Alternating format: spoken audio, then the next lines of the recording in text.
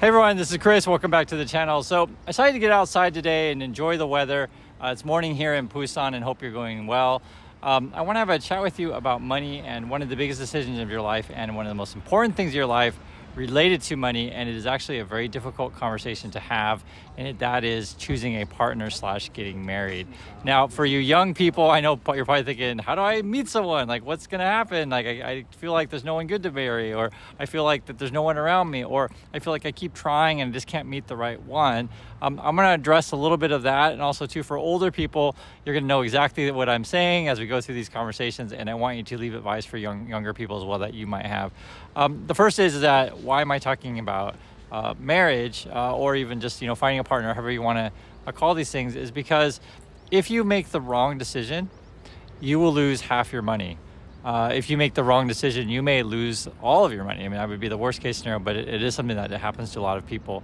I've seen it in my life, and I don't want to mention any particular names because these are the kind of things that are difficult to talk about. But let's just say I have a friend who married the wrong person. And the way I'll define wrong person here is essentially he was thinking with, I should say, between the legs. That's what he was thinking about, right? Wasn't necessarily thinking with up here. And it's a hard conversation to have with this person because I can never have it, actually, to be honest, because they've already been married now, and I don't know, maybe 5 years or something like that. But really, they sort of went on the wrong path by getting married to this person in the first place. A couple things that are wrong with it is, one, the person doesn't really contribute to the, how can I say, like, financial stability of the household.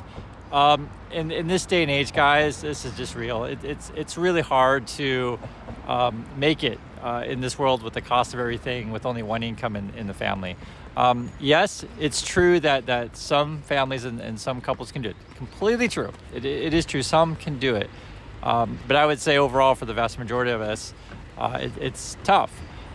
Especially in this person's situation, they make all of the money and then the spouse spends all of the money. And that's a problem. It's a very different thing when you make the money yourself, like the kind of work that it takes, etc., opposed to being the person who's just like collecting the money. I mean, it's a different feel to it. I don't know if these kind of people don't necessarily appreciate money that well, or maybe that's not what the bargain that they signed up for. Like, they specifically look for people who are going to take care of them, kind of thing. This just sets you up in a bad way, in a bad situation. And I know, again, I already know this is a really difficult conversation to have, because related to that, not only is, spouse spending all the money, spouse is also giving a lot of money to their family, which is a big problem. And this is something that in Asia, it's way more common than, say, in the USA. And when I say Asia, I mean, I can speak very broadly. You could talk about China, Japan, Korea. You could talk about Vietnam. You could talk about India, right, if you want to include that in Asia. But the culture is a little bit different because people think about, what family am I marrying into? I know in the USA, it's all about, find the person that you love and, don't care about anything else and just, live off love, right? That kind of stuff. And it's funny, I actually write about this stuff in my book. It's a really complicated topic, but it is one of the topics I do mention, to where the first person I was really serious about actually was from Japan. We ended up not getting married because their parents said no. And the basic reason was because her parents thought I had too low of a social standing. Basically, I come from bad situation, and if you guys understand my personal history and personal background, I was orphaned during the Vietnam War, and I lost my family. So it wasn't that I had bad family per se. I just had no family, and it's a tough conversation. But essentially, like in Japan, just using Japan example. If you come from, high esteemed families, they consider, when two families meet together and that they kind of benefit each other, they would call that a good marriage. But I don't necessarily, even though it affected me in the negative way, I don't necessarily disagree with what they were saying, because, my situation is unusual because I work extremely hard and not having a family, how can I say, I didn't let that hold me down or hold me back. In the same regard, though, which is true, if you do marry the the wrong person, you end up taking care of everyone in their family. This is something that I learned when I was at Tsinghua University. This is in Beijing. You guys may or may not know this. It's a top school in China. Many of the Chinese presidents, even the current one, President Xi, went to Tsinghua. I know if you're American, you have no idea what I'm talking about, but I'm sorry, it's basically like Harvard/MIT of China. Sister school would be Beida or Peking or Beijing University, whatever you want to call it. The reason why I mention this is because when you go to these kind of places, you meet all kinds of people, and many at the upper end of the social scale. And I was very fortunate to meet a lot of high-level families and high-level people. How can I say? I was looking at some statistics, and it was interesting because, unfortunately, this is just how it is.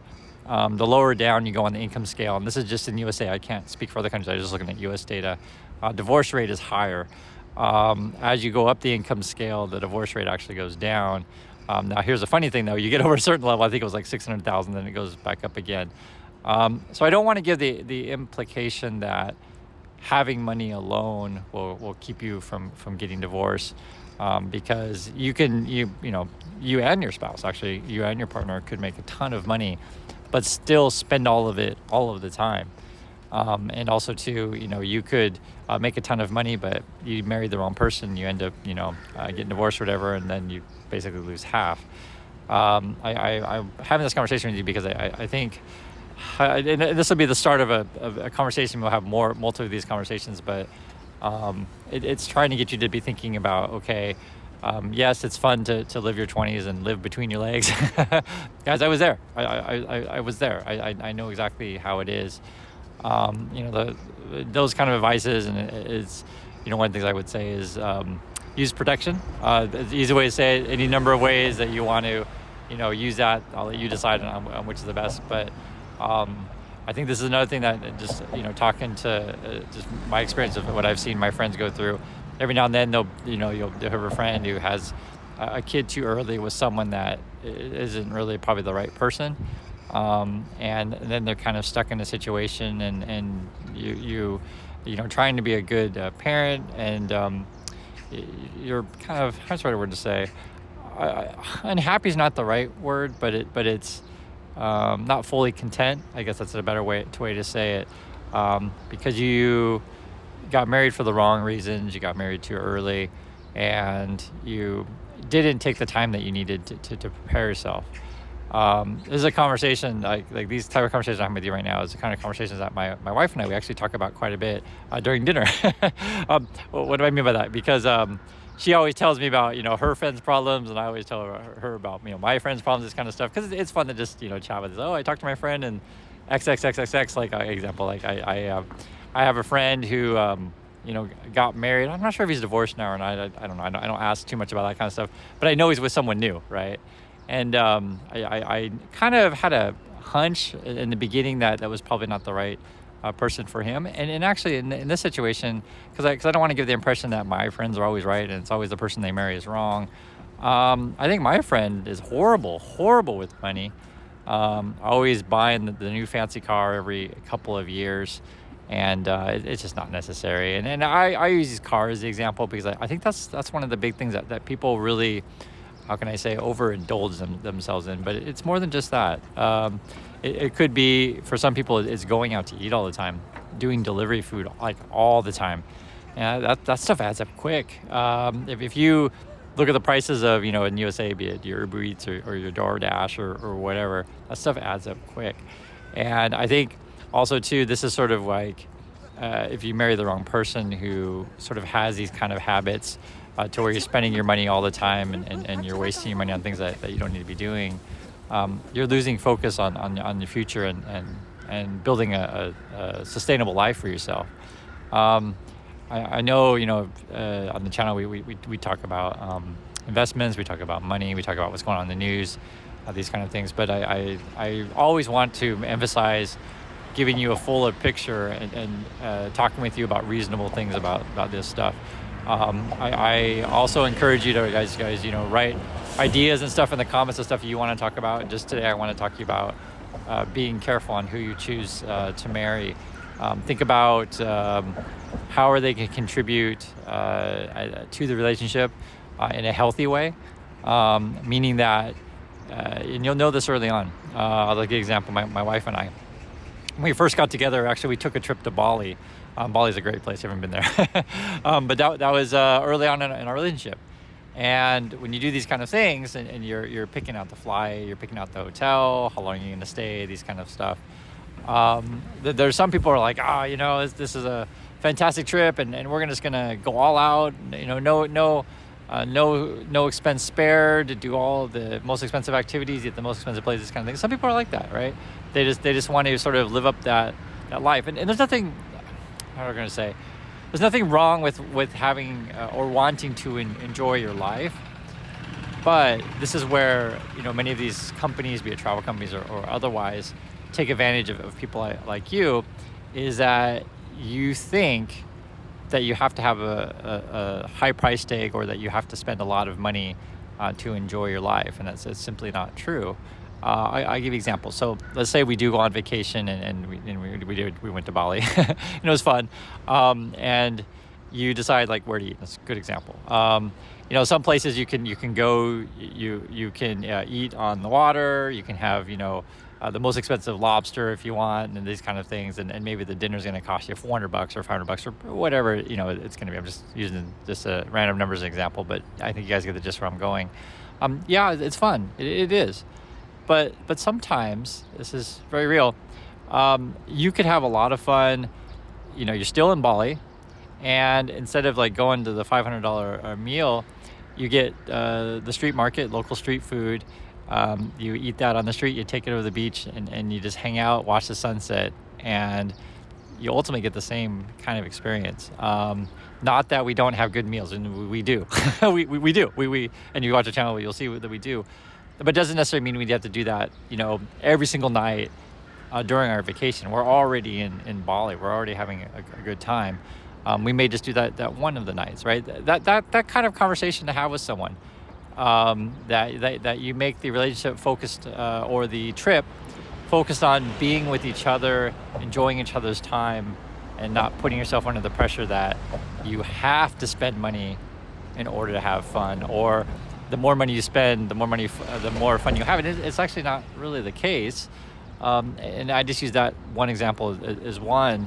I can just tell you, we've had really expensive meals, and we've had really cheap meals. And I don't know. I guess my wife is more of a foodie than I am. Not that I don't like good food, but so whenever we get like the super high price meal, sometimes they're not that great, actually. It's just not. Not that expensive food is always bad, but I'm just saying it's not always guaranteed to be good. But let's forget about the food. Let's talk about another example. Let's say you're going to take a trip, and you decide, okay, do I want to fly regular, or do I want to fly first class? Okay. And if you actually look at the price differences of these kind of things, it's astoundingly different, right? You may be paying 5 times, maybe 10 times more to fly first class, opposed to just flying, regular. Or even if you want to go from regular, just bump it up to, say, business. And business is maybe only, I don't know, it's like 20% more or something like that. It depends on, the given flight or situation. But the thing I'm posing to you is that, like, either first class, either business, or I guess regular coach, you're all still going to your destination. and you're going to be sitting on the plane, for whatever, 5 hours, 8 hours, or whatever it's going to be. And yes, it's uncomfortable, etc. But when you get there, you're going to have loads of fun, right? And no one really cares or even knows if whether or not you've flown first class. If you guys understand kind of where I'm going with this, is that, this is the conversation that you want to have with your partner, is how can we maximize our fun, but also be mindful of keeping a reasonable budget.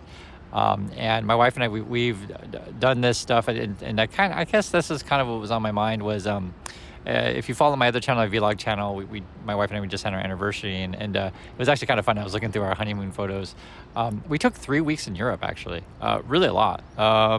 Most people, I think they maybe go for a week or something like that, but we did multiple countries, and we took 3 weeks. And how did we do it? Well, we didn't have to stay in the 5-star hotel every single night. Because really frank, if you stay in the 5-star hotel, and then like, whatever, I don't know what the prices were, I can't remember. We'll just say $3,000 a night for 3 weeks. that adds up pretty quick, right? I mean, I'm not gonna lie, and if you ever go to Europe, it's not cheap. These places like Paris is not cheap. I'm just telling you, it's not cheap, especially when we were there. It's really not. But the thing is though, and so what we did, we just stayed in Airbnbs, and they were nice actually. Seriously. I mean, like we stayed in like pretty nice apartments, and I'll go back in a heartbeat. And hopefully, we can go back soon. We talk about it all the time, and maybe we will soon. That's another conversation. But it wasn't like if we stayed at the $3,000 a night place or the Airbnb. I think it might have been 100 or 200 a night. Like the difference was like astoundingly different, right? Like 10 times different to stay in the other one. And because we budgeted well, we were able to stay much longer, and also to not have as much stress, right? Because we weren't overextending ourselves. This is something that, and we did splurge on a little bit, like we and it's funny because if you've ever been out to this part of the world that we're in, Korea, you guys understand exactly what I'm saying. If you've never been out here, you want to know exactly what I'm saying. Is we flew with the Korean Airlines, not with like American or something else. And I know I'm hating on Americans right now, but it's just real, guys. The American carriers are terrible in comparison to other ones. I have not flown like Emirates or Qatar. I'm just saying, like I've heard that those are also really good. But like there's huge differences. Like Singapore Airlines is a pretty good one as well, and any of the Korean carriers, the Japan carriers are also really good. I don't know if the English carriers, but another conversation. But the thing is though, we picked and choose, and like okay, that was a bit of luxury that we were gonna have. We were not gonna fly the American carrier. It's not worth saving. I don't know. I don't remember what our flight was. I just don't remember. We'll say it was 2,000 each. I just don't remember. And maybe the American flight would have been 1,500 each or something like that. So we did splurge a little bit. So I don't want you to think, guys, that we always go budget all of the time. But any of these conversations that do with money, right? And that for my wife, that was one that we're definitely not going to do with our honeymoon, is fly American carrier or fly a Korean carrier. But regardless, so any of these conversations that we have regarding money, and just talking about the honeymoon, we talked about it together, right? And we looked at the total cost of stuff. And again, that's kind of the lesson I want you to be thinking about is having fun and having a good time does not necessarily have to come with the highest price tag, right? I'm not going to kid you guys. Some things cost a lot of money. It just does. But it still doesn't mean that you just sort of like close your eyes and pay any price for things. Always be smart with money in any activity that you do, and always ask yourself the question, right? Can I still have fun and just maybe spend a little bit less? Sometimes you want to splurge, sometimes not. But I think and it just goes back to the picking the right partner thing, there are some people out there that just think, oh, I deserve it. I have to splurge all of the time. I have to spend all of my money all of the time. And I completely disagree. I'll give you an example too, and this is a good one. When we were in Paris, we actually met a couple, and we're friends with these people to today. And they ended up being, I've talked about before on the channel, the older gentleman. He was a professor at University of Florida, actually. And I can't remember what his wife did. I don't know if she's a professor too. I just don't remember. But it was interesting because they were, we were, I guess, in our well, I got married old, but I guess was I still my 40s or my 30s back then? My wife was, a little bit younger than me, but we were young. I'll put it that way. We were young, and they were, much older than us, and still doing that kind of honeymoon kind of lifestyle. I think they might have been in their 60s when we met them, and it was funny because we met them in the museum restaurant, which is absolutely fantastic. If you go to Paris, one of the best restaurants we went to was actually in the museum. True story. I know you're like, what are you talking about, museums and stuff like that? I can't remember which one it was. I just don't remember. But it was like being at Versailles, and it was like the castle. And maybe I'll throw a couple pictures in this video to demonstrate where we were. But the reason why I'm mentioning this is that the meal there, it wasn't that much. I think it was like $15 each or something. No, maybe it was $20 each. I can't remember. It was something like that. But it wasn't like $400, $500 each. Because for some people, they think they have to spend all the time to have a good time. And it turned out our best meal of the whole vacation was at the museum for like $20 each. It really wasn't that bad. And it's kind of funny because we did spend a little bit more on other meals and stuff like that. But that was the one meal that we had both talked about that we remembered the most, and it was actually one of the ones that was one of the cheaper ones, if you guys get my point of these things. So I'll continue this conversation with you, and I know the question is always like, hey, how can I meet a great partner, stuff like that. That'll be conversations for future time. Also too, I do write about this stuff in my book. I mention it from time to time, but when people want kind of more details, this kind of stuff, please check it out, guys. There's a lot of things in there that I put in.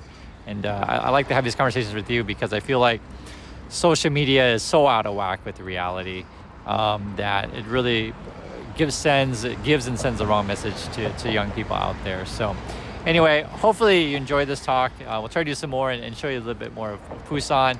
And always appreciate you watching, and I'll catch you next video.